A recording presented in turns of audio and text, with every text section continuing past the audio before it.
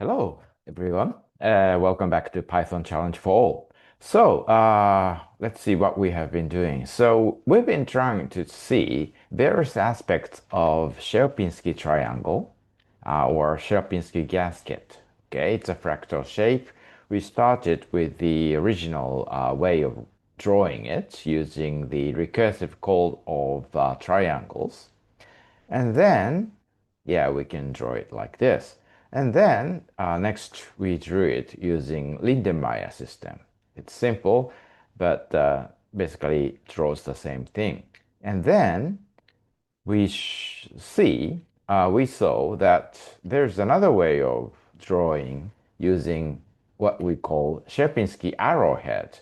It's kind of a single stroke drawing with a very strange way of drawing. But ultimately, yeah, eventually it draws the Sierpinski gasket likewise. Okay? And then we show that using random system, probabilistic uh, pointing, we can draw Sierpinski gasket, which is called chaos game, starting just yeah, putting a random point and taking the middle point, but somehow we can what we get is like the same Sierpinski triangle. Okay, it's really interesting to see the stochastic process produces very same self-similar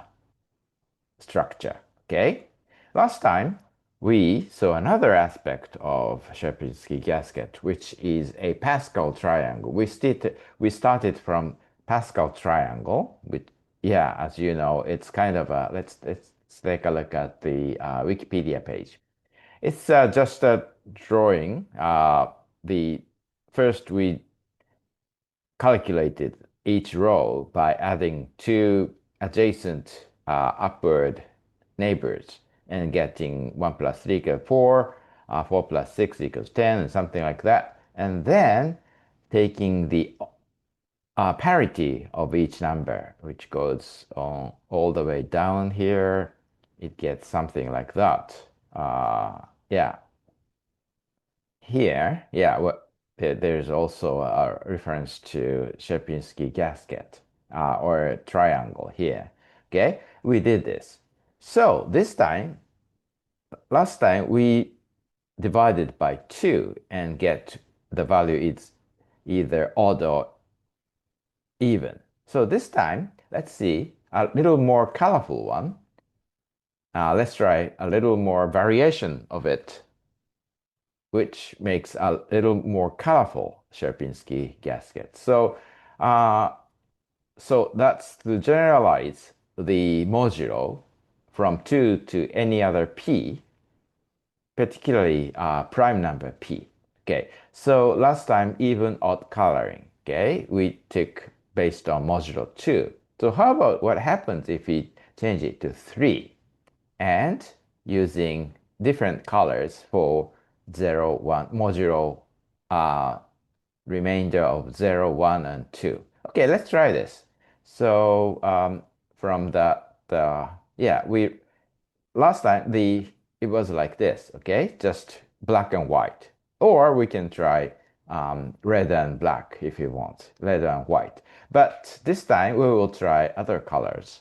So let's try it like, okay, let's define another number p equals, let's do 2 to see what the same. So let's divide instead of dividing by 2, let's change it to 2.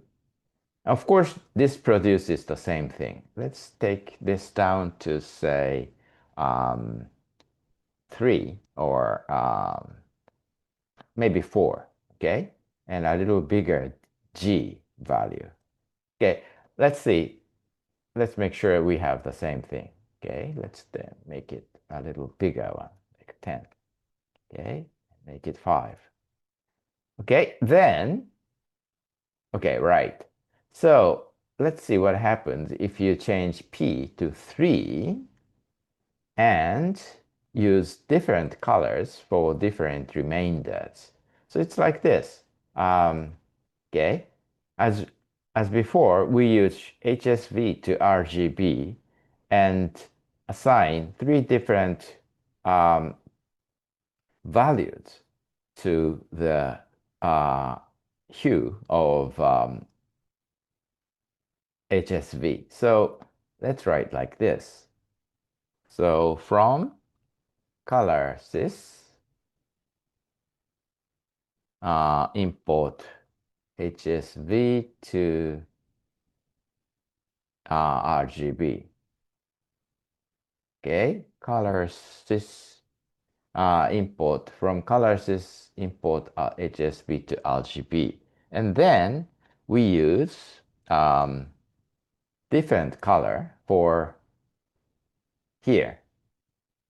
Okay, instead of yeah, in this case we made a dot at odd numbers. So this time we will make different colors. So T color, HSV to RGB, and then as usual, we divide V by P, and let's divide it by P so that it comes to 0, 1 range. Okay, so this will come down to 0, 1 range. And for other two factors, we draw um, just 1 and 1. And then T dot. Say, let's make it 2, make it 5 maybe. Okay, yeah, now this is beautiful. Okay, we can make it a little larger. So let's change it to level 7. And the gap is again back to 3. Um, and so what we get is, yeah, very beautiful coloring of red, blue, and green, which makes um, interesting shape. So let's make it say 8, gap 2, and say size 3. Let's take a look. Okay, it takes time. Okay, yeah, good. Fine. So it's too big. Maybe we can stop somewhere down here. But anyway, it's running.